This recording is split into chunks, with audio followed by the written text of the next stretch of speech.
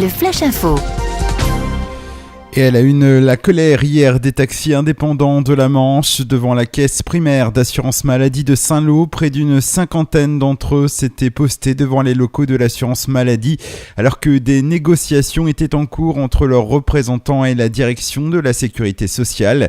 Ils dénoncent la modification des régimes du transport des malades qui lient cette profession à l'assurance maladie.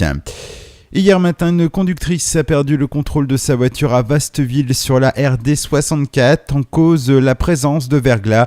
Ce dernier est aussi responsable d'une collision entre deux voitures à un carrefour à Couville ce jeudi également.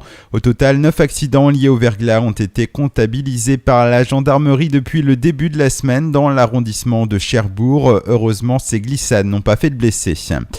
Justice mercredi, un trentenaire exploitant une affaire de vente de pièces détachées automobiles à Bréal a été condamné pour avoir revendu par internet des pièces sans jamais les faire parvenir aux acheteurs mais tout en encaissant les chèques. Des faits d'escroquerie qui ont fait 10 victimes entre fin mai et fin septembre 2013. Des faits surtout commis en récidive. Il écope de 2 ans d'emprisonnement dont 1 an ferme. Éducation, des professeurs manquent à l'appel au lycée Tocqueville à Cherbourg. Depuis plusieurs semaines, 2 professeurs de français de SVT ne sont pas remplacés.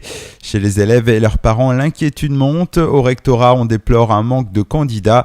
Et pour manifester leur mécontentement, professeurs, parents d'élèves et lycéens se sont rassemblés devant l'établissement hier soir.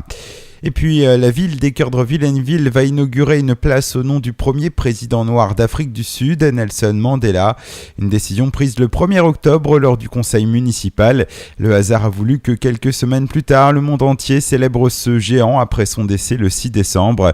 La place située au cœur de la commune sur l'emplacement de l'ancienne place Bigard sera inaugurée mercredi 18 décembre.